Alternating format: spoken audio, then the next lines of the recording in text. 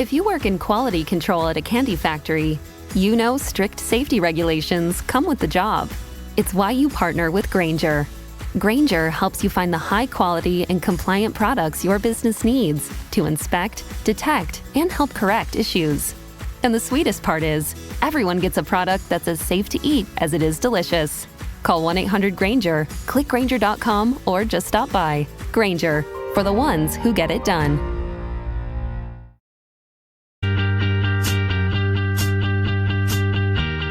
Oh, it's a goal. Who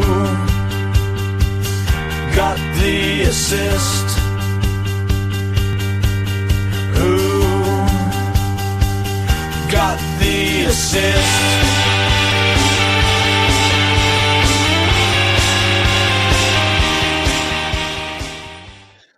Hello everyone, here I am, another year older, another year wiser, but still playing this infernal game. Yes, hope you're all well, and it's fair to say I've been having a better double game week first two than Sam and I have had. Anyway, the curse of the podcaster is that we can't hide away, we can't go quiet for a week like people do on social media if they've had a bad game. Instead, we're here to face the music being played by the FPL gods, offensively in our faces as we desperately try to block out the noise of anything we can find, bin lids, earplugs, fingers, whatever. Joined by Sam. And it's fair to say, as we were saying this morning, we're both kind of looking forward to this, actually, despite my somber opening. As it's one of those cases where the disappointment has been so bad that FPL, the podding about FPL becomes sort of therapeutic, I suppose, doesn't it? You're right, mate. How you doing? Yeah, it's one of those where if you don't laugh, you'll cry. So I think let's veer towards the laughter side of it tonight. I'm not going to lie, Tom. I was pretty triggered over the weekend by it all. So we'll go through all of that mess, but it did get to me a little bit. I'm here to chat it all through. I've calmed down a little bit. I'm smiling about it now, and I know that you've also shared in my woes this week, so it's quite nice to be amongst friends and we can have a little bit of a laugh at it. It's a silly game at the end of the day. Who really cares? But it does get to you every now and then. So this should be a nice therapeutic session. And if you're here to just laugh at us, that is absolutely fine as well. Don't you worry about it. Don't be shy in laughing at us. Do make sure that you get those prods in before the end of the show. In the meantime, though, we are Who Got the Assist. On today's pod, quick, well, maybe not so quick, ranty team update from both of us. We will be venting a little bit, so if you want to skip ahead, then that's fine, but I imagine a lot of you are watching or listening for that exact reason, so enjoy the first 10-20 minutes or so. After that, we'll go into our double game week 33 preview. No knee-jerk this week either. Instead, we'll be focusing on chip usage yet again, triple captaincy versus free hit. And with one of us actually seriously considering leaning towards playing the free hit, that'll be a really interesting discussion. And of course, best captains, which isn't necessarily as clear as we thought it might be this week. Best transfers, of course, comes in again with more likely best differentials as well for 33, with a lot of best transfers being fairly well mapped out. Assistant manager picks covered once again, bold claims, and one is still yet to be finished. So one is still in play there. And of course, finishing off with our teams as they're currently set up for game week 33. It's Tuesday, the 15th of April. Most games have been played, but Newcastle Palace is yet to come, but we can't wait for that. So I think we've both got 6 players yet to play tomorrow. So it's not completely wrapped up. But I think mostly we know where our game weeks are headed now, don't we, Tom? So we better get on with it. We better have a chat about it. The damage is done. I think we've got a whole section of lamentation. Let's talk through the disaster that was Bench Boost double game week 32 before we try to dissect the root causes of this disaster. But why don't you talk through, if you can bear it, the score and what happened this week for you? Yeah, it's healthy to talk about these things, isn't it, Tom? Not great. Although what I will say is I am actually on a green arrow, so it's not a nightmare, but I really was expecting more. And it's not so much the score, it's more the way the score was arrived at. And the bench boost, in theory at least, I thought looked pretty strong. I think the bench boost is something that we should probably focus on first. So I had Verbruggen at home to Leicester, who hadn't scored in, I think it was 7 Premier League matches. Obvious clean clean sheet wipe out there. Lovely little slip. After that, I'll go on to Asensio last because I think that'll be a nice time to bring you into the conversation too, Tom. Milenkovic, last minute clean sheet wipe out there as well against Everton. And Gvardiol, in fairness, I wasn't expecting anything big from him, but getting 2 goals conceded, no attacking threat, not great. Then on to the thing that we will remember game week 32 from this season for forevermore, bringing in Asensio as a differential. We were both feeling fairly confident on the minutes. We knew that he had a reasonable chance of being on penalties as well. He got 2 of them, and normally you'd be pretty happy about that. So what the hell went wrong there? 2 penalty misses against my own club. Ramsdale's I think the current game week top scorer with 16, and Asensio luckily at least got an assist from one of the rebounds. Otherwise it would have been, I think, negative points or very close. It would have been. It would have been a major achievement on Lock, wouldn't it, to bench boost a negative score? Yeah, and I think he's only the 4th player ever. I think you've got in your notes as well to get 2 penalty misses in 1 Premier League game. The one I will always remember is it Juan Pablo Angel for Villa as well? It is. A long time ago. That one always sticks in my memory. I can't remember the other 2. But yeah, a pretty frustrating bench boost. That could have been, if it weren't for the missed penalties, if they were, even one of them was scored and the clean sheet wipeout didn't happen in the last minute against Nottingham Forest, it could have been a really good bench boost. I would have been very happy with it. And it all just evaporated within a blink of an eye, not to be helped either by Arsenal conceding to Brentford. And of course, not too many big scores elsewhere in my 11, but I think a lot of us can kind of relate to the 11. So I don't want to be too miserable about that in particular. It's more the bench boost for us too, isn't it, Tom? Yes, it is. And obviously Captain Isaac on just over 200% EO, so irrelevant, and also Salah on over 100% EO, so irrelevant. My bench boost was not much better than yours. In fact, it was worse.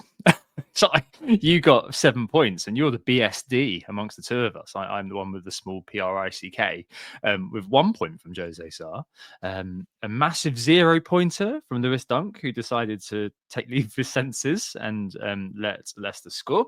And then Gvardiol, and then, yes, Mr. Asensio himself, which was incredibly, incredibly frustrating, honestly. Add to that, it was my birthday. Happy birthday! You've got a bit of a fustercluck, really. Only the 4th player to miss 2 penalties in a single game in Premier League history, and one of the worst kind of attacking outputs. Probably, I mean, you tell the grandkids that you bench boost and he got appearance, but that's 2 points, like the hardest way you could possibly get 2 points, isn't it? Through the luckiest assist in the world, like both of them doing the hop, skip, and the jump, and then Ramsdale was being like, "No." It's dreadful, and kind of made me think about John Waters, that famous time when he scored 2 own goals and missed the penalty and got a -4, and not quite as bad as that. But I mean, my happiness hedge this week was the single game weeker scoring, being the top scorer. And I didn't have Ramsdale saving 2 of my players' penalties in mind. Like, it's absolutely ridiculous, honestly. Sometimes, like, I admit I think I'm only human. It's hard not to be ticked off by it. Like, bad luck happens in FPL, right? Missing 1 penalty, as you know, right, that happens. But missing 2, that's unreal, isn't it? And there's nothing you can say. Like, it's just like, oh, you failed to account for X multiple missed pens. So yeah, very, very much on the bad side of luck, and obviously, heightened by the fact it was it wasn't actually, it was my birthday, but it was my daughter's party because her birthday is 3 days before mine, so it wasn't really kind of my birthday until the evening when I had a few beers and laughed at myself. But like, it was very like, oh my goodness, like the first one you saw, penalty for Villa, it's Asensio, I always missed it, fine, all right, okay. I did think to myself, actually, wouldn't it be funny if he had another one, and I'm sure he'll score it. And then sure enough, there was another one, and sure enough, he missed that one as well. And it just, I don't know, Sam, I don't know, I think that it's just snatching defeat from the jaws of victory, and the fact that it's so close, and the fact that Asensio was so low owned, that, Yeah. He in got the the minutes as well. Like he got the penalties, he got the minutes. Everything you wanted in him as an asset that week was ticked off. And yet.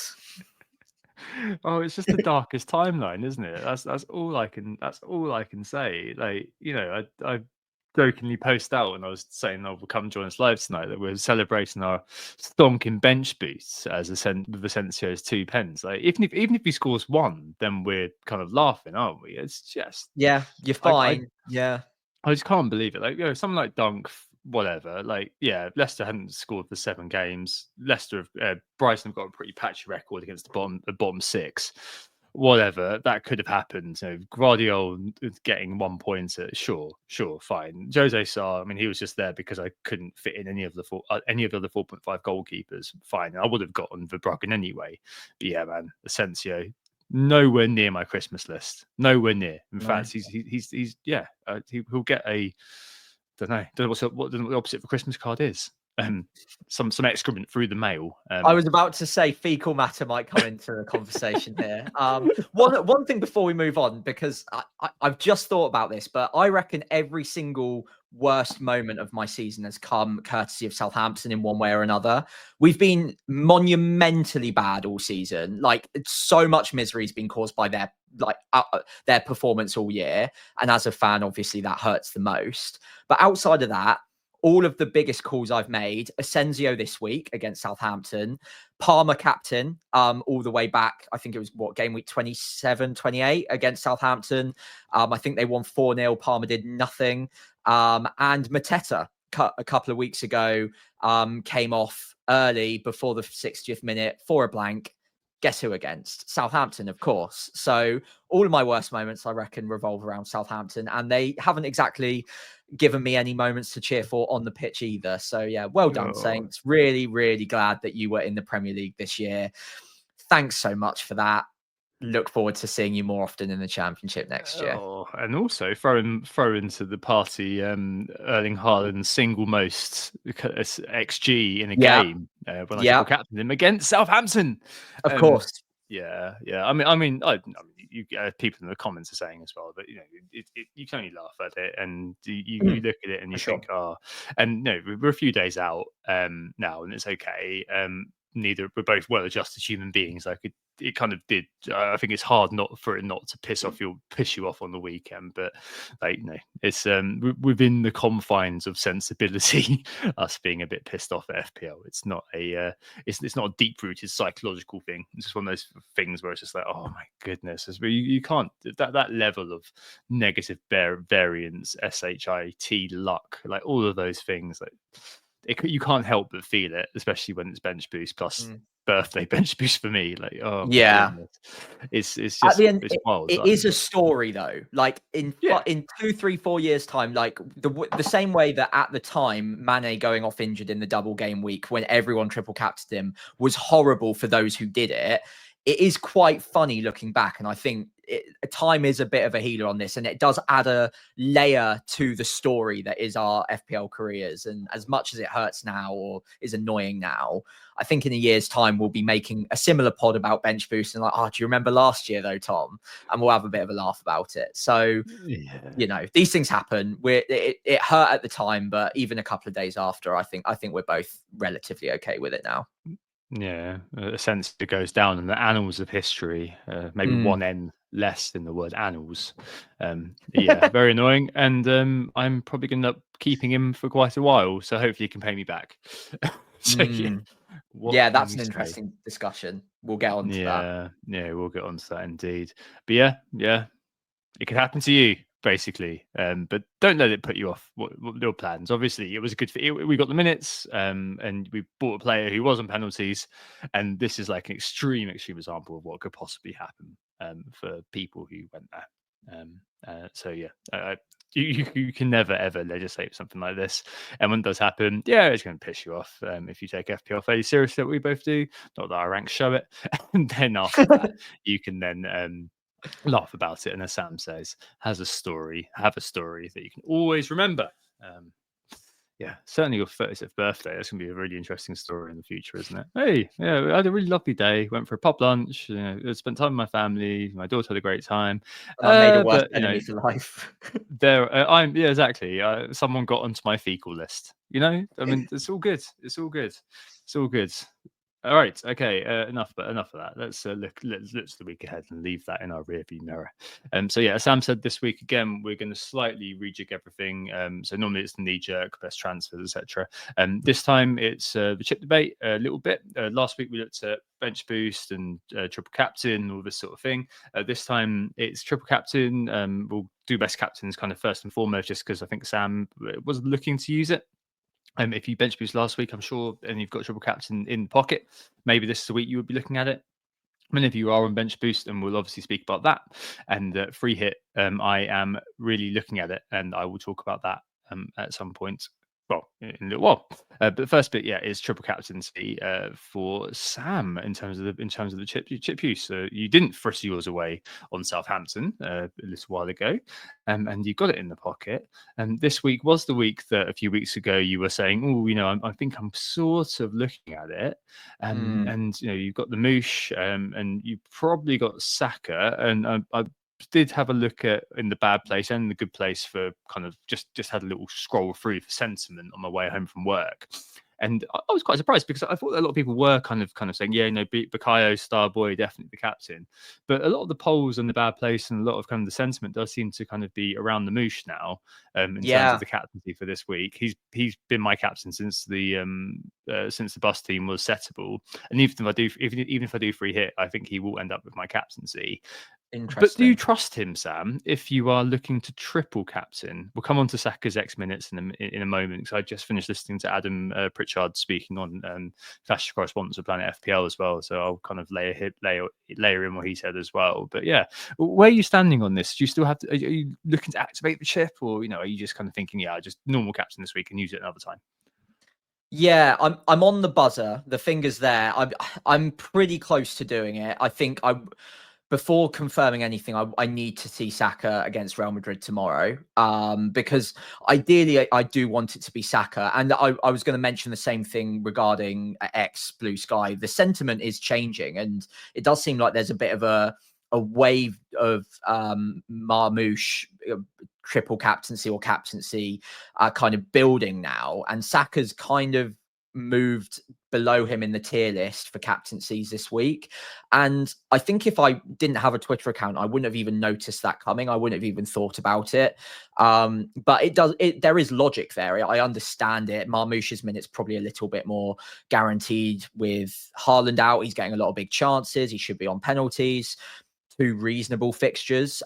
Saka probably has slightly better fixtures, considering one is the promoted side, but maybe within that, given that he's been coming back from a long injury, is he going to get the minutes? And I think whether or not I use the triple captaincy this week is going to come down to my judgment of Saka's expected minutes across those 2 game weeks. If I think he starts both, I will use it on him. If I don't, then I will probably not use it on him. And then I've got a debate as to whether it's worth going now on Marmoush, or maybe just leaving it in my back pocket for what looks like a likely double game week in 36. And if it doesn't happen, there's a couple of nice fixtures in the back 4 that I might be able to just try and grab some variants on. So I think in a way it tempts me more to use it on Saka, because people are put off, and that's because I'm chasing at the end of the day. I'm 290k. I need to do something a little bit different, and triple captaincy is one of those weapons that I've still got. I was a little bit worried coming into this game week that if I did put it on Saka, it's almost too template and it's a bit boring. But now that people are moving away from him, it actually makes me feel a little bit more confident that it would give me the edge if I can judge his minutes correctly. Again, this all comes down to whether or not he gets very significant minutes and looks healthy and fit come the end of the Real Madrid game. If he gets 90 and hobbles off the pitch exhausted, then it's probably going to be unlikely he starts against Ipswich. But if he gets 60 and looks fine coming off the pitch, and that maybe they're tying the game at 60 minutes and they feel like they can bring him off and put Nwaneri in, then I reckon he's in line for 2 starts. Because although it doesn't look likely that they'll get back into the league, Arteta and Arsenal won't think about it in that way. And I imagine they'll play their strongest 11 against Ipswich as much as they possibly can. So yeah, I need to wait on Real Madrid really, but Yeah. I'm not as tempted on triple capsing Marmoush. And if Saka's not the guy, I might be tempted to just hold off. Yeah, no, I feel you. I think a lot of it does hinge on that Real Madrid game. And Adam on Clash Correspondence was saying that probably thinks that Saka comes on that kind of half time against Ipswich and then starts the Palace game. I think that there's kind of two parts of that. So one, I mean, Ipswich have been no great shakes this year. I don't think that's going to be a surprise to anybody in terms of the underlying defensive data. Second only to the mighty Saints for XGA. And, Palace, we'll come on to this again a bit more when I talk about the free hit team that I'm potentially looking at. But Palace have nothing to play for in the league whatsoever. Their whole season probably is hinging on that FA Cup semi-final, right? That's the only thing they've really got to play for. I wonder the nature of that team. That on one hand, you're going to have Arsenal probably having a bit of a rotating team versus Ipswich, and probably because we haven't got a game at the weekend, the strongest team against Palace that in the midweek. Whereas Palace may well go the other opposite way and probably may play a strong team against Bournemouth. But again, they've got Newcastle tomorrow night. They might be tired. They might be tired already. So by the time they get to game 4, if you've got a combination of tired legs from 4 games in 2 weeks, plus you've got the greater focus being on the weekend, like I think that is 60 minutes, 70 minutes of Saka in that. I'm not going to say no to that really, as it is. So I do quite like the Saka capacity, because even if he doesn't start against Ipswich, you probably got an okay chance. If I'm speaking about purely captaincy, I think you probably got an okay chance of some semblance of a return there. And then if he starts against Palace, I think that could be quite good. In terms of triple captaincy, though, I probably look at that and think probably the minutes aren't quite there for me to be doing it, just because it's probably like the least powerful chip. I think that's fair to say, right, Sam? But it's still probably one where I'd hold off, as you say, and look for a moment later on in the season. Speaking of Southampton destroying seasons, I mean, then you'd be looking at if the 36 doubles do come to pass, if things do come out as projected, then you'd be looking at Man City, Southampton, and Bournemouth later on in the season. In 36 as a potential double that could come through there. I do think Marmoush is doing so. He's tracking. I checked earlier on at 0.65 XGI per 90 at the moment, which puts him about 12 overall. Yeah, it's good. I'm more than happy with that. On free kicks, as we've seen, got a blistering shot on him. So I've watched probably about 5 or 6 Frankfurt games this year, and he definitely seems like he's hitting his stride really in terms of that. He has been playing kind of a bit further, like nominally he's kind of posted out wide, but I mean he's just coming inside, isn't he? He's an inside forward. Exactly, and maybe on penalties as well. I would not be surprised if he puts his hand up and takes one. Surely, if that situation arose, was taken for Frankfurt, as I said, when he first joined the league. So, I mean, it's more of an okay kind of proposition, really. We just don't know because the Everton game is kind of neutral, I'd say. I'm not excited about it, but I'm not unexcited about it. And City have kind of hit their stride a little bit over recent weeks, that's for sure. Apart from the United game, but and then the Villa game is just going to be very difficult to call, isn't it, because of what's going on the weekend, which is why neither of us bench boosted this. We're planning to bench boost this week because of that, the muddiness and the murkiness of what's going on. But I don't know. I think minutes wise, I'd put Marmoush ahead of Saka for this week. I think opposition wise, I'd probably put Saka ahead of Marmoush for this week. And I'd be gambling that within the minutes that Saka does get, that he'd be able to get a return given a weak initial opposition and then a tired and rotated second opposition. But in terms of triple captain, if you want to kind of add that extra layer on top, that, I don't know, Sam, I'd be a little bit put off if it was me, but I completely understand why you might think, hey, this is a great opportunity. It looks like kind of a lot of the key content creators are going to come out on Marmoush's side. And so that could be like, decreasing the effective ownership for a Saka and gives you some real headway, really. I mean, if he comes out 130, 140% EO and you've got the TC stuck on him, say gets a goal off the bench against Ipswich and then gets a goal and assist in the second game, then you're absolutely flying, aren't you? Yeah. I think that's exactly it. It's knowing where and when to take calculated risks. And if the risk is on expected minutes, then if he gets 120 to 150 minutes, I'm actually fairly confident that it could work as a triple captaincy. If he gets more like 90 minutes across the double, then you might as well be looking at a single game weeker. Obviously, he'll get the extra appearance point, which is quite nice, but it's not quite good enough. So I agree that it all comes down to the minutes. Again, yeah, I'll wait to see how he does at Real Madrid tomorrow, because we could be having a completely different discussion if he comes off injured, or if for whatever reason they just rest him, which isn't impossible. I think it's unlikely, but we'll know a lot more this time tomorrow. I think I'm still pretty tempted to do it. I think that I've consistently underestimated minutes on important players this year, as we did with Rodgers in game week 32. And he is back fit. And I think the only reason they rested him against Brentford was with an eye on the Real Madrid game. Otherwise, they probably would have just played him through. And if they've got that break after the Palace game, I don't see why they can't have him play both matches, or at least 60 minutes in one and then maybe 70 or 80 in the other. It's a risk. Yeah. I get that. But I need to take a risk or two. And whilst I like Marmoush, I think Saka just represents someone that there's just so much explosive upside there. Whereas with Marmoush, maybe it's there. We've seen it obviously with the hat trick once, but I do just wonder if Saka's many, many different avenues to points will finally come home to roost in this one. I am tempted to have a look at game week 36 as well, but yeah. I think Saka, if he is around 110 to 140% EO and I've triple captained him, that could be a huge, huge edge. So yeah, it's something I'm still very, very closely considering. It all hinges on tomorrow night, doesn't it? And does. then Wednesday to Sunday is not the worst. It isn't the worst sort of gap either. So I mean, I wouldn't. Yeah, if you do go for it, I think that I'm not going to tell you no.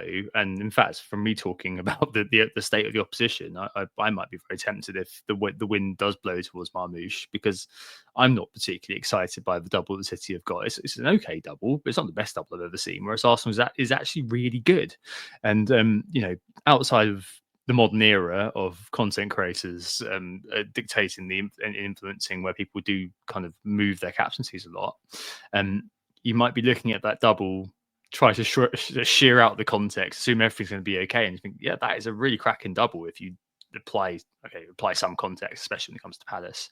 The other one, a friend of the pod, Tom Campbell, said on Planet FPL that he was looking at maybe just going against the grain, just shoving on Salah against Leicester. I mean, that's not the worst call in the world, is it? Really?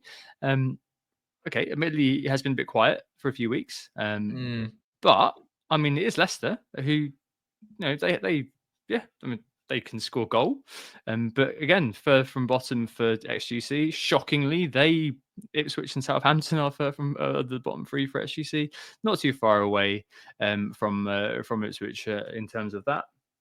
And surely Liverpool do absolutely rampage over the Foxes. So, I mean, that could be an option as well if you're just thinking, you know what, I just want a player who's going to probably play 90 minutes. Potential. Yeah, look, if your estimation of X minutes are low on Saka, Marmoush, Kevin De Bruyne, for instance, then yeah, look no further than Salah with a fantastic fixture. I like you say, Salah's form hasn't actually been that blistering as of late, but again, fixtures beget form more often than not, and that is a hell of a fixture to get him going again. So yeah, I wouldn't complain if anyone wanted to go there for him. I do think that attacking the double is the worthwhile thing to do. You'll be able to find someone who will get the expected minutes that I think probably beats Salah most times. But it's a nice safe pick. And to be fair, his effective ownership will be lower than it normally is. So if you want to gain any benefit from Salah, it'll probably be hovering at about 110, 105% effective ownership. So yeah, captaining him would probably give you that sword. Whereas like we said, a Marmoush, a Saka, a De Bruyne. Maybe one or two of them will hit over 100%, but they won't be miles over. So it's not like they'll massively punish you if you own them. So yeah, I don't hate it. I think there's slightly more upside in attacking someone with 2 fixtures if you think you can find the expected minutes there. But yeah, I wouldn't put anyone off of going with Salah just if you wanted to be safe. Definitely. I mean, it is a tricky game week, isn't it? I think that nicely segues us on to the bench boost. There's a picture of mine, just for my own torture. It's a thing of beauty. but obviously, if you didn't bench boost in 32 and you haven't used it already, this is probably the prime territory to be using it. And the reason why we didn't use it in this week, as has been discussed in the past, was just because we weren't sure about the minutes, and we've already started tackling that. But yeah, I mean, this is the week where it is going to be played for a lot of people. It's a week that's wide open for rotation. Both games vulnerable for doublers in terms of coming off the Champions League game and then the FA Cup game, and going into the FA Cup game for game 2. So I think okay, all right, our outcomes are rubbish, but your expectations do have to be lowered in terms of getting 180, 190 points. It might happen, but I don't think it's going to be kind of quite one of those weeks. But yeah, I mean, this week, Sam, in terms of the bench boost, people's teams, from what I've seen, do still look pretty strong. And yeah, I mean, expectations have to be kind of where they are, I guess, in terms of kind of the caveats surrounding the rotation that we're probably going to be seeing. Yeah, I think we maybe have to taper a little bit what the upside might be on a bench boost, but that's still not to say it can't be good. It can be a lot better than what we got anyway. So if you've optimized your team on a wild card, let's say for bench boost 33, it probably does look pretty decent. Maybe you've got some West Ham players in there against Southampton. You've probably got 10, 11, 12 doublers, maybe including a doubling keeper on your bench as well. So there's definitely opportunity there. And yeah, I mean, we would be biting your hand off for a 10-point bench boost right now. I think if you can get somewhere between 15 to 20, you're laughing and you're having a really good time of it, which is definitely possible on a bench boost 33. There's players there. There's still fixtures to attack. I wouldn't say there are quite as many great fixtures to attack, but even if you've got Newcastle assets away at a tired Villa side, having played what is looking like a hell of a game at Villa Park right now, then if they can go the distance tonight in that one or push PSG all the way, that could be an interesting one to just have on a bench boost as well. Maybe not so much defensively, but if you've got an Isak or a Murphy or someone like that on your bench, they could easily get an attacking return or two. So yeah, I don't think it's maybe one of those in seasons past where you're eyeing up. Well, you obviously can't eye up 15 doublers, but you can get to 12. You've got some strong single options there, and a bench boost can still look really decent. So if you've optimized for it, don't be put off. There will be a bit of rotation, but in a way, you can look at that as a positive in the sense that, well, at least any players I do pick are likely to get some minutes because there will be rotation. If you can nail down a player to get 120 to 150 minutes in your doubles and make sure that your single game week players are starting the matches, that's all you can really hope for. And I think most of us, even not on a bench boost, will have the same problems with the doublers because those teams are the ones that might rotate. The single game weekers probably won't. They'll probably just be relatively normal game week for them because they don't have to worry about the midweek fixture afterwards. Whereas the doublers are actually the ones that me or you might have, Tom, your Aston Villa, your Man City, your Crystal Palace. They might be the ones rotating, but no one really has any difference there anyway because we're all starting them regardless. Your bench boost is the other players, the single game weekers that we probably won't have as many of. Yeah, exactly. And one, it can't get worse. You can't do worse than us. If you have, I'll personally buy you a drink at the final FPL meets because you'll need it. Although it will be kind of quite delayed until May, but you'll definitely need it. And also, I do think it's feasible just to kind of have the, I wouldn't say the 16-point kind of lower threshold of old kind of applies here because of what's going on and the lack of doubles, plus kind of everything in terms of the contextual rotation threat. So I'd say that just temper your sights a little bit. But I think that the bench boost kind of out there does look pretty good. We'll come on to players to bring in a little bit. But yeah, I mean, it's going to be what it's going to be. That's what I told myself about this week's bench boost, Sam, for us, and it's going to be the same for you. But you can't do as badly as we did, and that is a very low bar. But nonetheless, it's always good to have a low bar because it's easy to jump over, isn't it? Yeah. Yeah, you'll be happier than us, unless there's a 3 miss penalty thing, in which case that's going down in Stuff of Legend. But it's not happening. You're not beating us in terms of low scores. It's just not possible. No. Right then. So, an interesting segment that I honestly didn't think we'd be talking about until this morning when you messaged me, Tom. Do you want to walk through what you're thinking with your chip strategy? Yeah, so I think some people may have the capacity to do this if you bench boost in 33. I just say look at your 34 and see what it looks like, because it's an unintended consequence of some of the edge piece picks for 32. Bench boost in there means that I've got the likes of Saar and Dunk, if Dunk plays, who have games. I'm on 8 men for 34, and they're good too. So I've got the key ones like Salah, triple Newcastle in place. So I'd take a -4, get 10, maybe even -8 for an 11, and have quite a good team. So it's not like it's like borderline really for whether you free hit or not. And then I looked at from that, speaking to my friend of the pod, James FPL, about it. And I looked at that, and I looked at kind of 33, and if I did a free hit in 33, what that would look like. And I don't know, I looked at the two kind of teams side by side in FPL team, and I kind of felt that there was maybe more potential upside in buying in players for the double rather than buying in players for the single. That's arguable, of course, because you're often buying in players who are over players who are also playing. If you're buying in players for next week, versus in the free hit, you're removing non-playing players for playing players. So I definitely see that. But optimizing for the biggest double in the year, and I'll be making a fair few changes and try and jump on a few kind of short-term risks. It actually feels like it's like an acceptable line of reasoning, I guess, Sam. Versus when I looked at my 34, I was going to make a few changes, but not loads, if that makes sense. I mean, maybe it would have, I'm theory crafting, so maybe with 34, lots more would have happened. I would have had to make a few more changes. So this could fall on its arse, but I mean, it always will. I mean, Simon, who we had in the pod a little while ago, he free hitted in game week 9, didn't he? So people will take these chips whenever they want to. But basically, it enables kind of short-term risk for players. I don't want longer term. I will obviously wait for later in the week before confirming anything, of course. But so if something like Arsenal winning against Real Madrid, that might want to bear in mind. So maybe our assets kind of move into the potentially avoid category ahead of a showdown in Champions League finals. Maybe I don't want to own those players. A player like Kevin De Bruyne, maybe the situation he's in at the moment in that kind of purple patch, he's the sort of player that I would like for this week, but maybe won't want for the rest of the season. A player like Morgan Rogers really want for this week to cover my arse effectively, but do I want him for the rest of the season? Not really.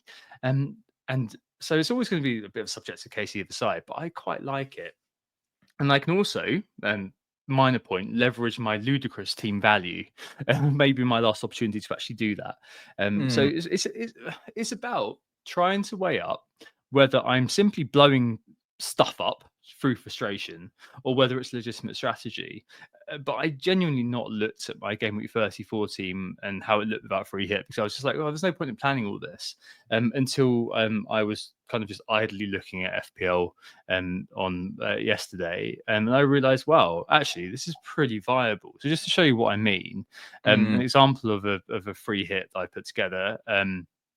So you stick with Raya in goal, right? That's absolutely fine. There's going to be a few things here that I have which are kind of provocative, but I've got reasons for it.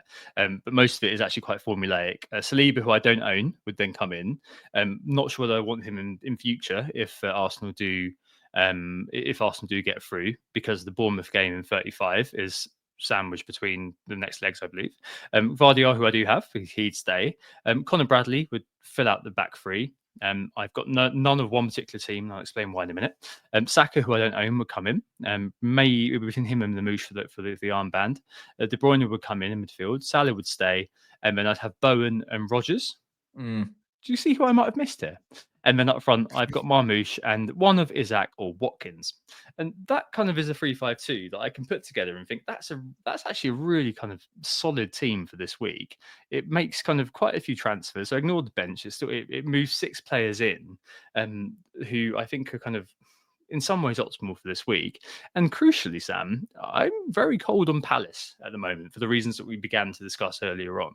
I'm kind of looking at them and thinking, right, okay, I think Munoz versus a Bradley. I think that, you know, Munoz being Munoz, he can probably he's probably got like the fitness to play the Arsenal game, and they've got a lack of. I don't think they rotate 11 for 11. I think that he's got enough sort of sufficient attacking threat to maybe think, okay, well, maybe I'll go for him. But like Sarr and Mateta, right?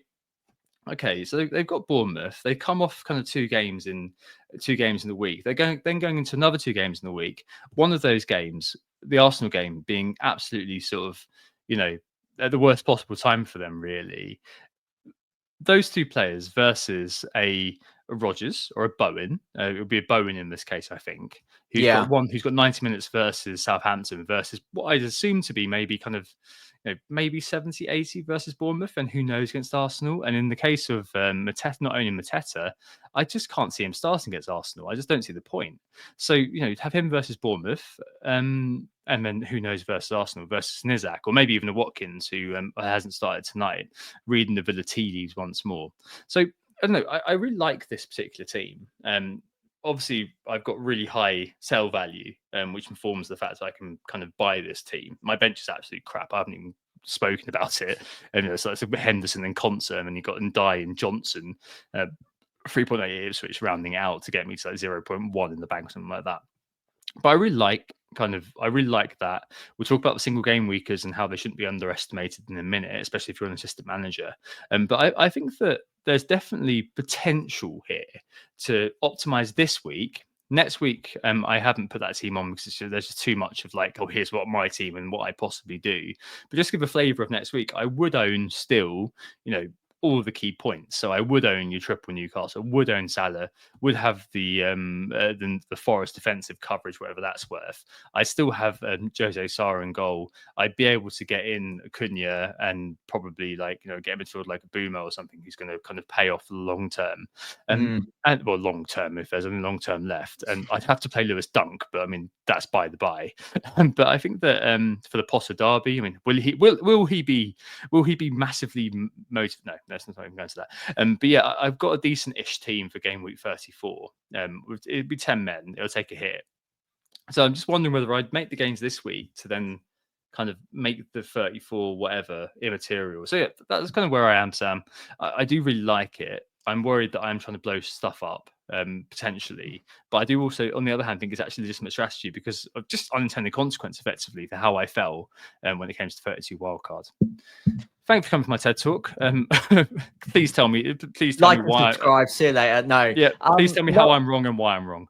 You're not wrong. You're not wrong. I think what you're doing here is a bit of an X minutes bet against the market, where Palace, maybe we're all committed to them because of chip strategy, because of the doubles back to back. But I think if you're free hitting, it gives you the freedom to make that bet against them on the second game, which makes complete sense because it's not even a great double in the first place. Let's face it. The only reason we've got triple Palace, or a lot of us are exposed to Palace, is because they've had back to back doubles and obviously had good fixtures before that. So with the free hit, you've got the flexibility to bet against that. You also aren't overly exposed on Aston Villa, who themselves have had a very tight fixture schedule. They've just come off the back of what is looking like an incredible game against PSG.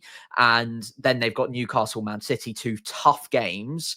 They are gunning it for Champions League, so I don't think they'll want to rotate too much, but they do have the depth to do so a bit. So again, maybe not betting too heavily on them is quite a good call from you there.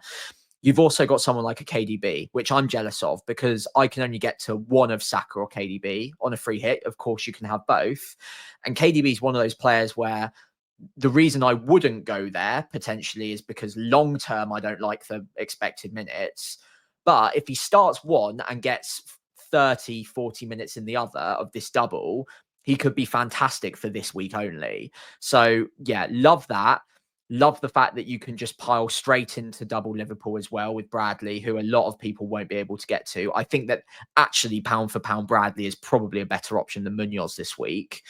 But I also, in the same breath, don't think it's worth a transfer for any of us who already have Munoz. So again, it's attacking there. No one's going to have Bowen, or very few people not on a bench boost will have Bowen. So again, great fixture. I honestly can't really fault it. The only thing that I might suggest is that maybe go a little bit more aggressive on Isak. Maybe go Watkins and just back the and hope that it pay off. This was done before the team news tonight. Yeah, so I think that makes sense. There's been a 50-50 for that one. Yeah, I think now, given that they've made 2 subs and he's still not on the pitch, by the way, and we're into the 75th minute, I think Watkins should be in line to start, barring the injury being like worse than we thought it was, and he's just not fit. But I think given Isak's effective ownership will be quite high, I'm looking through this team and I will have 7 of these players come game week 33. That's not to say there isn't upside in the other 4, but if you remove Isak and bet against it on the minutes for Watkins, if you're confident that obviously he gets the minutes across the double, then we're down to 6 similarities versus what would be the majority of like the template team, I would say. And that probably gives you enough upside to really attack and make a bit of difference out of this.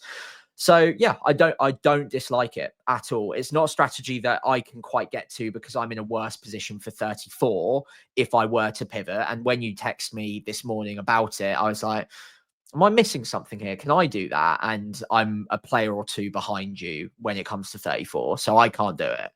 But I wouldn't let that put you off because you're in a stronger position for 34. And I think it's very dependent on that scenario. I like the individual players you've got here. I think there's upside, and I think this could really pan out for you. It's just, yeah, a shame for me that I can't quite get there. The only thing I'd say is maybe just be a tad more aggressive with Isak. Is that we're coming for? I think Watkins will probably come in. The other, he's literally just came off the bench, by the way, 75 minutes. Yeah. The other plus actually is that in 34, I can then remove a couple of Palace players.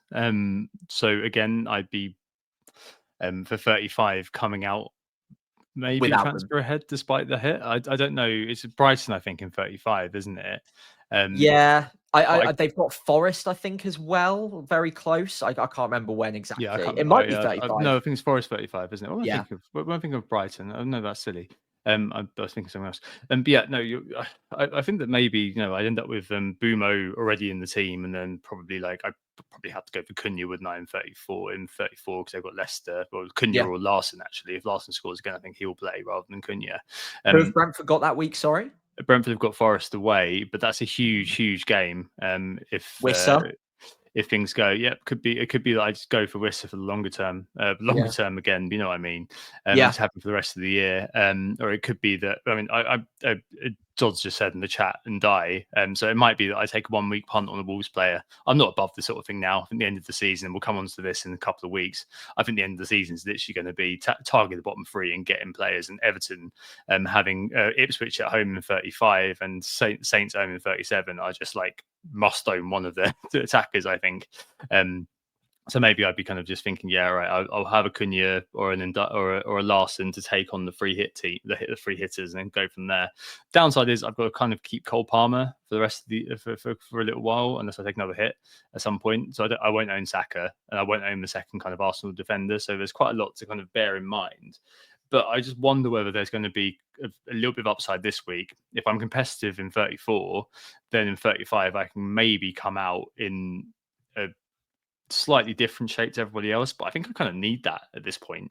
So if I come out in the same shape as everybody else and follow the same kind of chip strategies as everybody else, then maybe that's not great. And we discussed a little while ago before kind of the chips literally and figuratively fell as they did, how 33 could be a really good week to free hit. It's just it didn't quite kind of happen, and it kind of just escaped me until Monday when I was chatting to James that actually my 34 just isn't that terrible.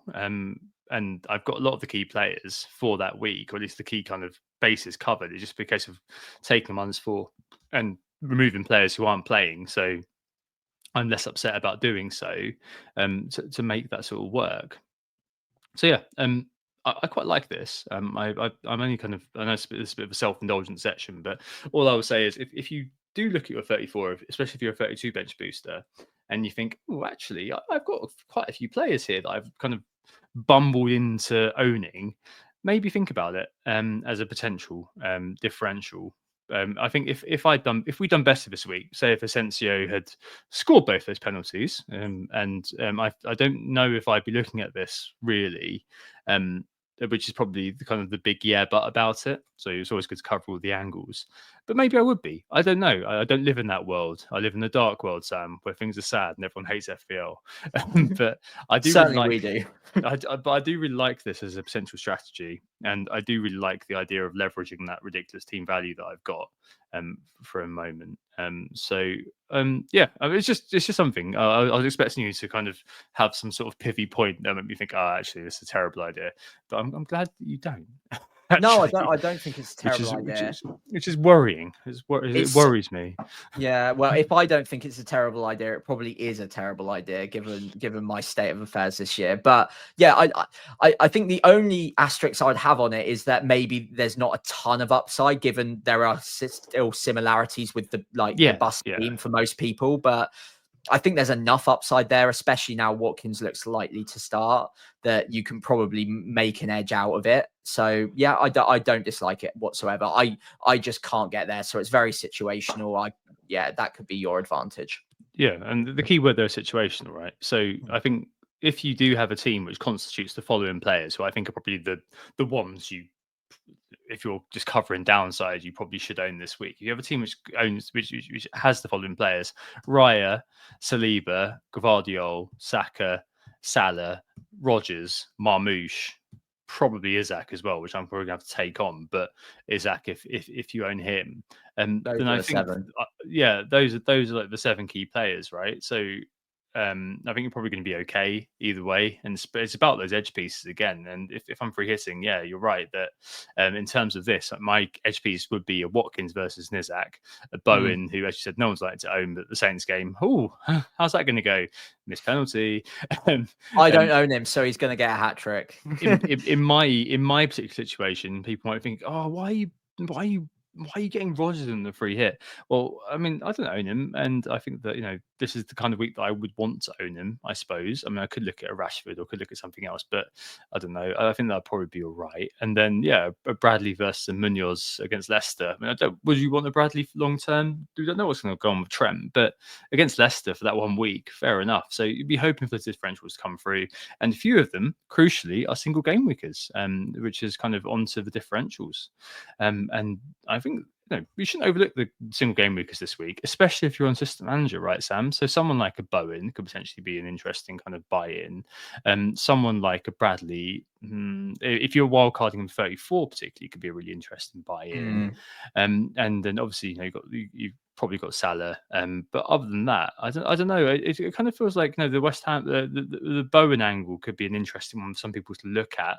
It's just that if you're thinking about your team and how you're set up, Sam, particularly, it's like there's no room at the inn really for Bowen, is there? No, and again, it's that second or third midfielder spot that most would target for Bowen. And given Salah's taking up one spot for a lot of us, and then you've got that second spot probably going to one of Saka or KDB as the differential, he could be possibly an interesting differential to pick up. Then it's quite tough to sort of squeeze in a Bowen in that third spot. Not many of us have the budget for that. You might be able to get away with it, but given our structures from the last couple of weeks usually incorporate a Sar maybe or an Eze, who again have a double game week, so you're probably not getting rid of them actively for someone with a single game week, as good as it is.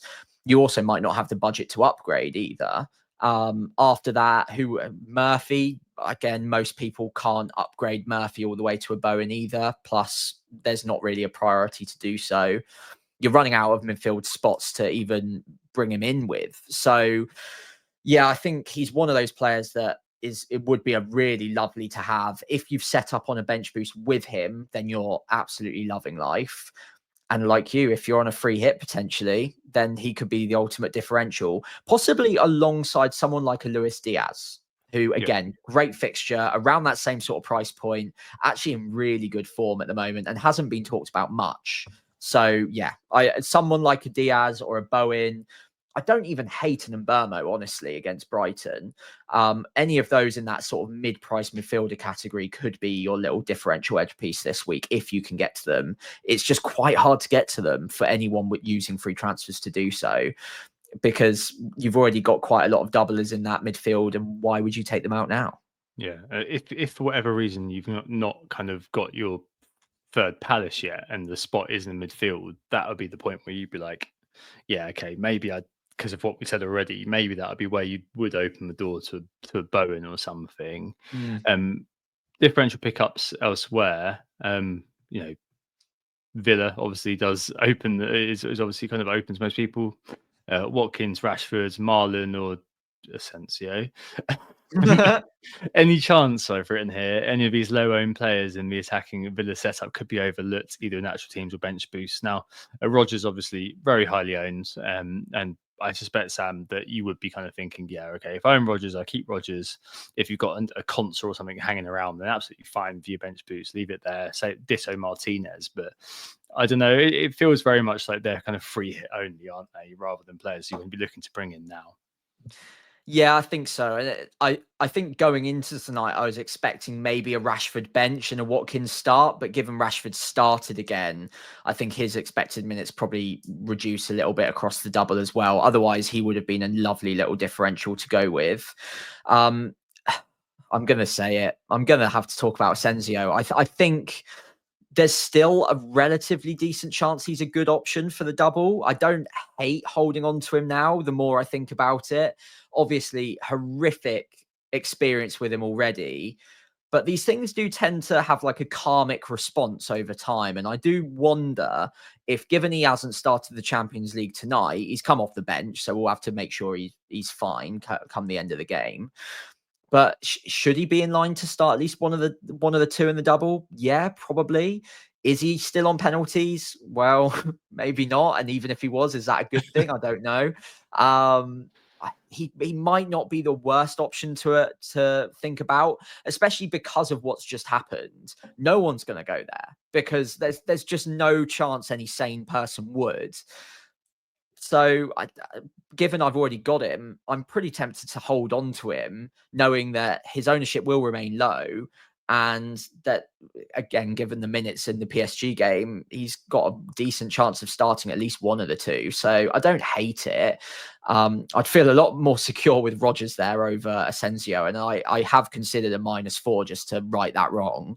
But your point earlier about whether or not I'd actually want to own them after the free hit is out of the way is a good one. I don't know whether I'm going to really need Villa unless they get the double in 36, which is possible, by the way.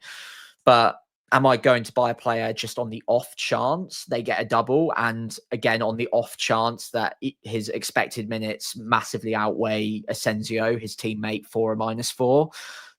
I don't know. It's a tough one. So differential on Asensio, I quite like. I wouldn't go with Marlon unless you're on a free hit, and even then, I probably still wouldn't go there. Rashford probably not now either. Choices are fairly limited at Villa. I mean, I'm actually like quite tempted. I did actually have like Marlon in one of my free hit teams, just because it's like, well, if I buy Rodgers here, I might as well take him on actually because he's so highly owned. It's just a novelty for me to own him. But yeah, perfectly kind of good reasoning on owning Asensio. I mean, I think Villa are going to have the the motivation towards the end of the year to get back into the Champions League if they do lose tonight, which sadly looks like they're a couple of minutes from doing.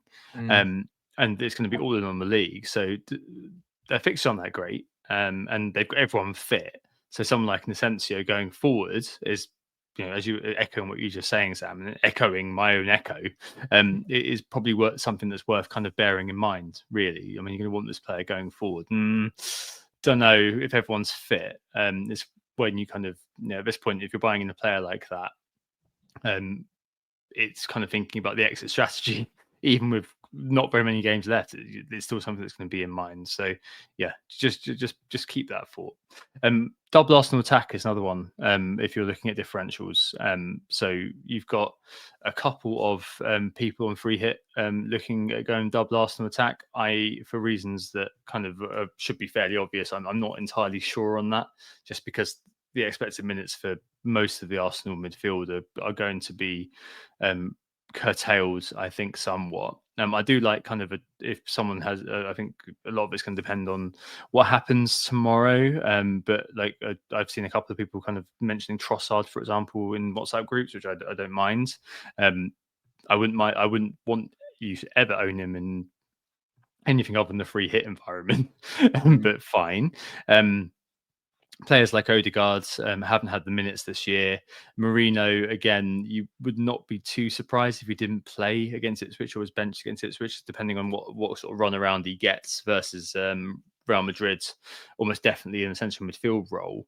So, although in theory it's a really good idea, the expected minutes for Raya and Saliba are very hard to overlook. Our defence is still incredibly mean. And then you've got Saka, and it feels like, Sam, that no matter whether you're free hitting or whatever you're doing, like if I wasn't free hitting, I'd just be buying Saliba and Saka this week. It sounds really boring. It sounds really dull, but unless you're really, really kind of struggling and want to shoot for the moon, that kind of feels like a case of keep it simple, stupid, doesn't it? Yeah, and they do seem like pretty good clean sheet fixtures. I wouldn't be surprised if they get at least one, but it's possible they get two. So doubling up on the defense to me seems like a good way to bed in the expected minutes and also get a chance at maybe a double clean sheet there as well. I don't mind double Arsenal attack. It's just picking the right minutes there. Even Saka's a bit of a risk, let alone when you start looking at the Marinos, the Trossards, the Martinellis of the world. I'm not sure I'd go there myself, but yeah, if you're on a free hit, they're not bad attacking fixtures to go after. So yeah, it's all about gambling on who you think is going to be the X minutes darling of game week 33 for Arsenal. I can't confidently predict it outside of possibly Saka, but even that is a risk. So yeah, I probably wouldn't be personally going there, but I understand the temptation for anyone who is looking for a 1 week punt on an Arsenal mid. Nope, of course not. Anyone else that kind of comes to mind? You mentioned Luis Diaz. I don't mind that at all. I do think it was a very short term move, and it should have probably been done last week. But Leicester and Spurs on the docket for the next two, and for Chelsea in 35 as well, haven't exactly been watertight. So not a bad kind of triad of fixtures coming up. So if you did want to go there, if you really fancy Diaz, then fine. But yeah, I don't know, Sam. Does anything else leap out to you? I'm not sure.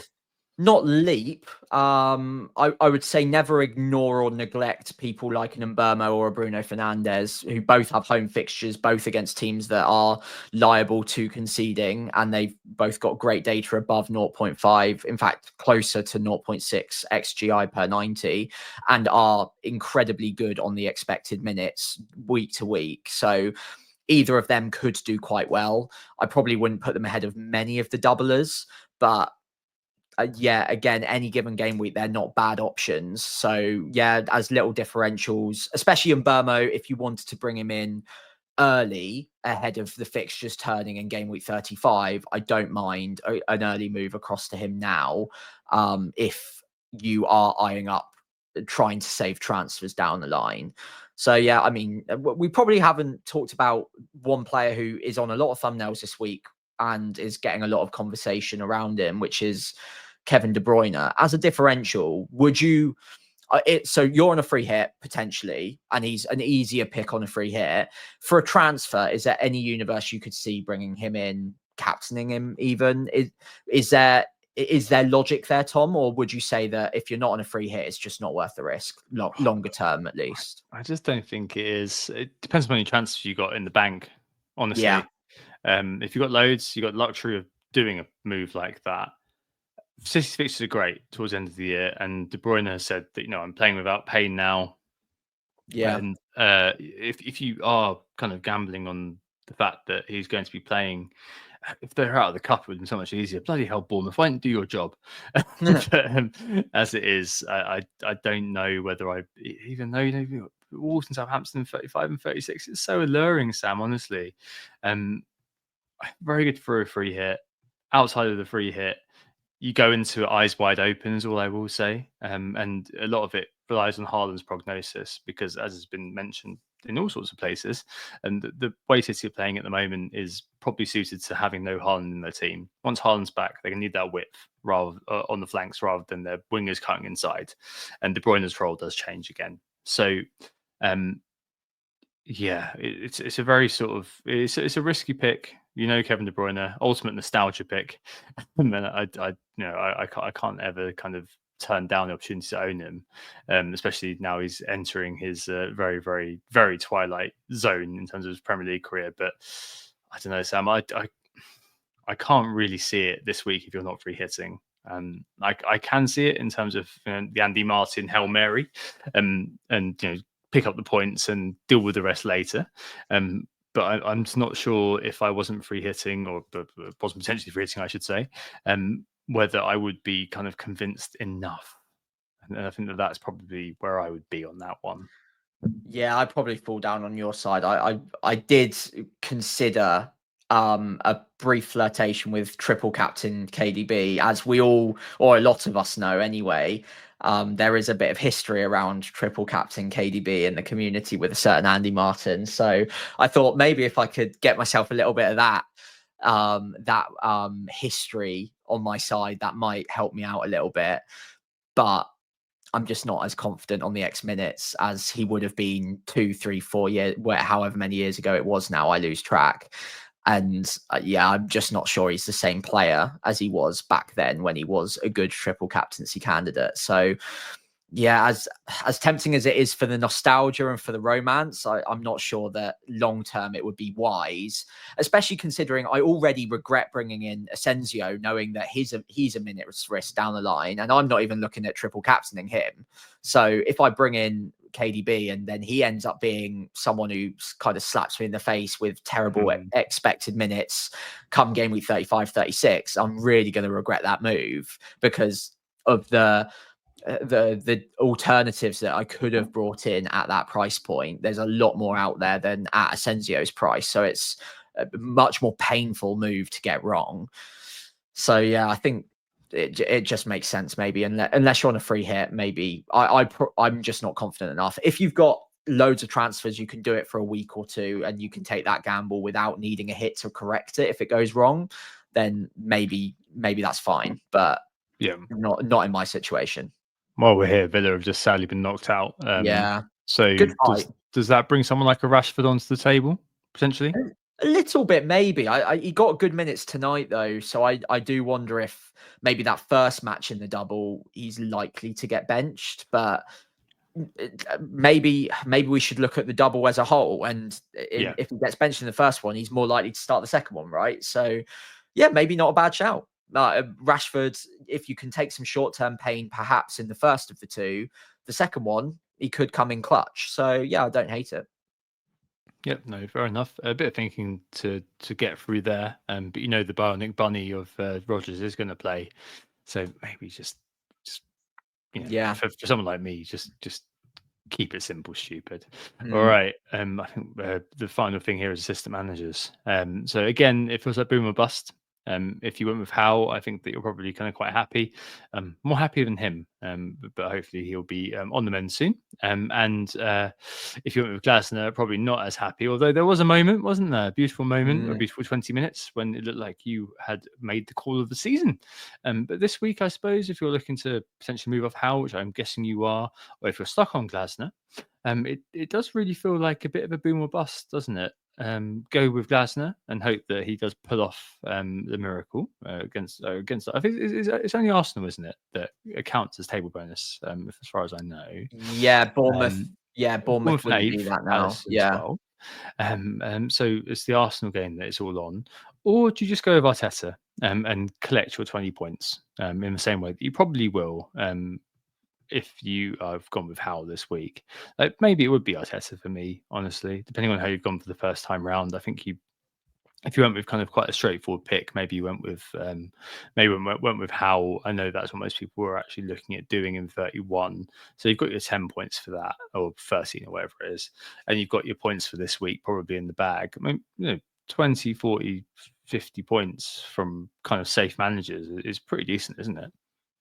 Yeah, that's fine. And honestly, like given, I think last week I said I probably would go for Glasner in the first of the doubles. Now, looking at the game state and the situation on the board now, given that the Bournemouth game won't be table bonus and the fact that they probably will or are likely to rotate in the second game against Arsenal, I'm not quite so bullish on them now. And I think I probably would twist to an Arteta, possibly a Pep as well. I don't mind that as a shout, but probably more likely Arteta against Ipswich. You've got the chance for a few goals. You've got two decent clean sheet chances as well, which makes a difference.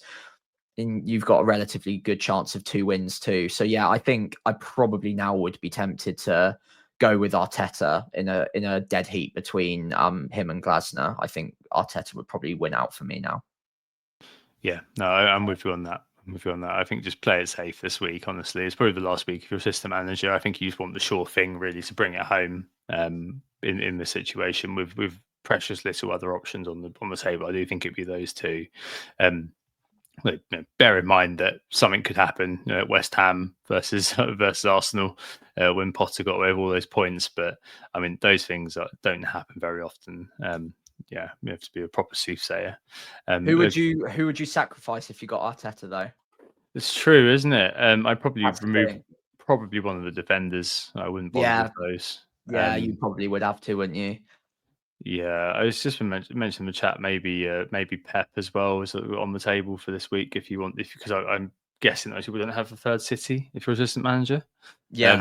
So that actually might work better. Thanks, Paul. if you are where you are, and most people will be tripped up in Arsenal. So yeah, maybe it would be Man City. This is why the chat's very useful because it reminds us of things that we haven't thought of. So yeah, one of those three makes a lot of sense, I think. Okay, final thing before we round off, bold claims. So yeah, it didn't quite happen, unfortunately for you. We got to 60 odd minutes, and then Southampton capitulated, but were able to ruin my weekend double down in the process. I did I did put as my bold claim Southampton to beat Villa, just because why not? Didn't happen clearly, but that didn't stop me from being miserable about my Aston Villa player I brought in either. So no happiness hedge there whatsoever. Tom, yours is still up in the air. Yeah, it's a single game week top scores the game week. So Ramsdale 16-pointer, which I've clearly predicted through my own brilliance, is the score to beat. And I think we'll need to see. Eze's on 8, I think, isn't he? Something like that. And then we have, he's got the goal. Maybe on 7. Isaac is on 5, and Murphy's on 5. I don't know if there's any kind of higher scorers actually from Barnes actually. So yeah, but Barnes could actually get that pretty easily, couldn't he? Is he on 16 already? He's got a brace. Got a brace. Got 2 bonus. So maybe it's just the FPL. 15 or 16. Hang on. Let me check while you carry on monologuing. Hang on. Yeah. So I don't think this. 15. I don't think this is going to happen basically because Barnes just needs to play for 60 minutes and it's all gone. But yeah, I mean, yeah, it was a fairly decent punt. So if you want to go for that next week, Sam, you're more than welcome to. Yeah. Well, I was thinking about it, but instead I thought I'd go a little bit different. I went with Isaac with a single game week against Villa away from home to outscore both Saka and KDB. So 2 of the more popular buys in the midfield, both with double game weeks. Isaac to outscore both of them. Again, a little bit of happiness hedging there, perhaps. But yeah, I still really rate it as a fixture for Newcastle, especially against what would probably be a quite knackered Aston Villa and maybe even a slightly demoralised Villa as well. So yeah, that's what I'm going for. Yep, fair enough. I'm going for Mo Salah to blank versus Leicester. If that's not bold, I don't know what is. Yeah, I like it. I think one of us will be on the board this time next week. I think one of them's coming in. Yeah, I'm sure. Right, okay. and teams and plans for the weekend. Yeah, let's do it. So my team's first up. I am happy with my 11 generally. I've got double Arsenal defence, Raya, Saliba, Munoz and Gvardiol completing the back line. In the midfield, I've got Salah, Palmer, who will go, Sarr, Asensio at the moment. And then up top, I've got the triple up that most people seem to have, Isak, Mateta and Marmoush. Marmoush currently has the armband. That's because I haven't made my transfer yet. And my transfer is likely to be Palmer to Saka for free. The earlier in the week I go, the more options open up to me for the -4. So I've got the exact money right now to move Palmer to Saka, and for the -4, move Murphy to Rodgers. And then that would give me a bit of a benching headache. I could potentially even bench Isak away at Aston Villa. But I think for this exact reason, plus the fact that later on down the line it makes wiggle room on transfers. In fact, not even wiggle room. I don't have the funds free to make the future transfers I want to. If I was to spend that money on upgrading Murphy to Rodgers, I don't think it's a wise move to make.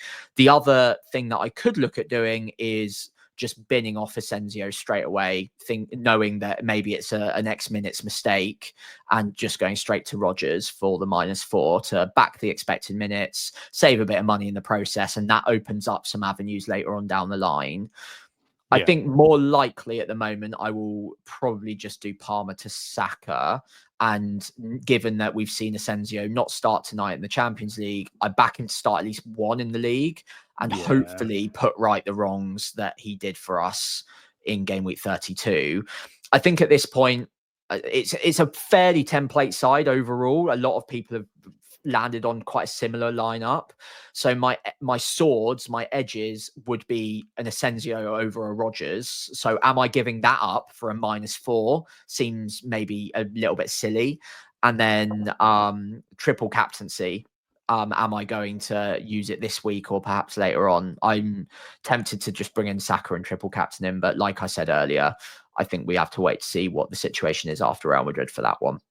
Even bringing in Saka and captaining him could be, given the way the wind is blowing right now, could be a thing. But that could be massively outdated by tomorrow. But that could be pretty decent. So yeah, I think your option one has been said in the chat as well. Miss T makes a lot of sense, to be honest. Just making that one move. I wouldn't be moving Asensio on if I were you. I'd just be kind of taking Rodgers on really, and then taking it from there. Yeah, team looks good, and you knew it looked good because you planned it. So there's it's just about kind of, I guess, shrugging off last week, which hopefully we've done actually over the course of this pod. I feel a little bit better about kind of I don't feel good about the direction of travel, but I feel good about FPL in general. Again. This is how it always gets you. Just when I thought I was out, it lures me back in, Sam. Yeah, Awful. Every week we forget how painful it is, and then we get to the weekend, and then it happens all over again. And I'll dig out the old tweet that I always post when I have a terrible game week. Do you want to run through your team if you're not on a free hit, Tom, very quickly, or are you comfortable in the knowledge that you might free hit? I think I've talked myself into it, but I'm pretty happy with it.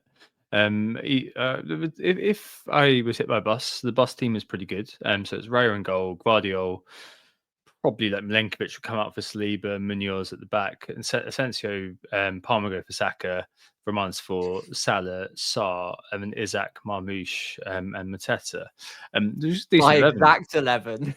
Exactly. And I don't mind it at all. It's just where I think as I said earlier on, the upside is going to be.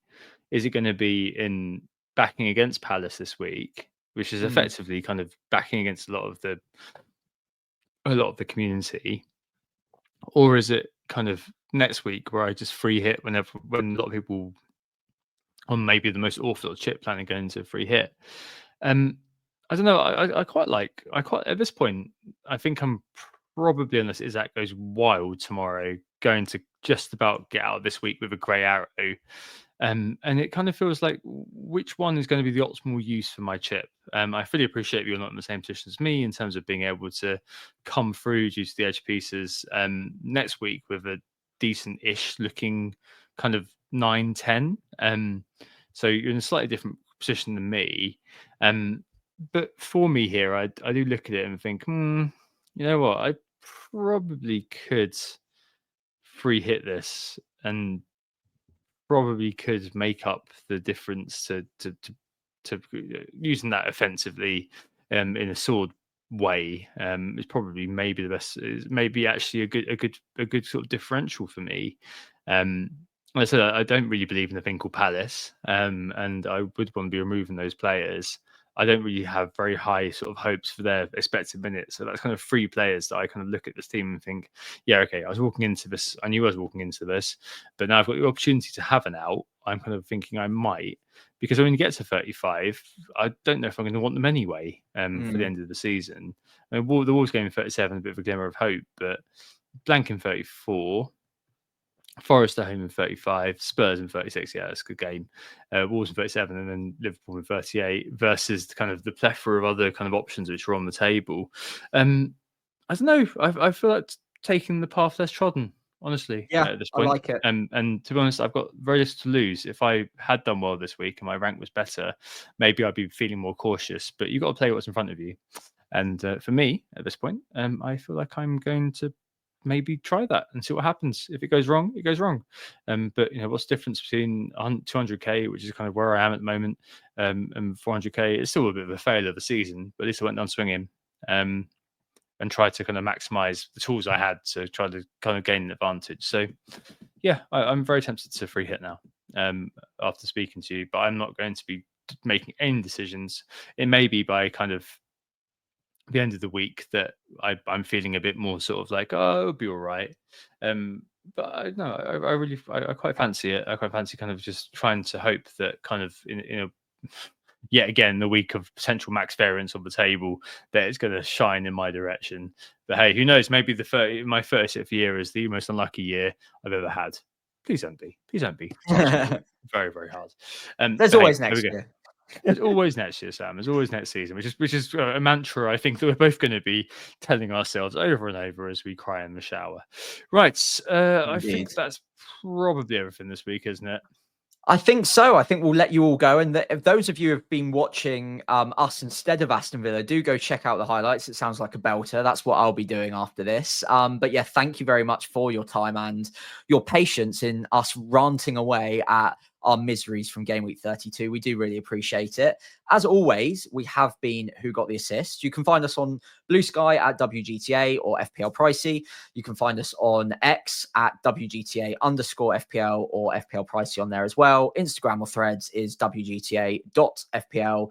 FPL Pricey on there as well. And if you did enjoy the pod, if you could do one or ideally all of the following, including following us on those social channels, giving the pod a 5-star rating wherever you're listening. And if you're watching along on YouTube, leaving a like, hitting subscribe, that'd be greatly appreciated. All of those things really do help us out. Thanks for listening. Thanks for watching. Oh, it's very therapeutic in doing the pod. I feel like we've made a breakthrough today. We hope we assist you think about double game at 33 and the myriad different ways you can approach it, and also offer you some schadenfreude for our failures in 32. Back in this week, maybe we'll see if we can slot Wednesday just because it's the last day of the week. I'm not sure yet. We'll see. To preview blank game week 34, look at Sam's free hit. I may have used mine. Who knows? Have a lovely weekend. It's Easter weekend as well. So have a lovely Easter weekend if you are celebrating in the Christian way or whatever other denominations celebrate it. And we'll see you next Tuesday or maybe next Wednesday. Who knows? Oh, it's a goal. Who got the assist? Who got the assist?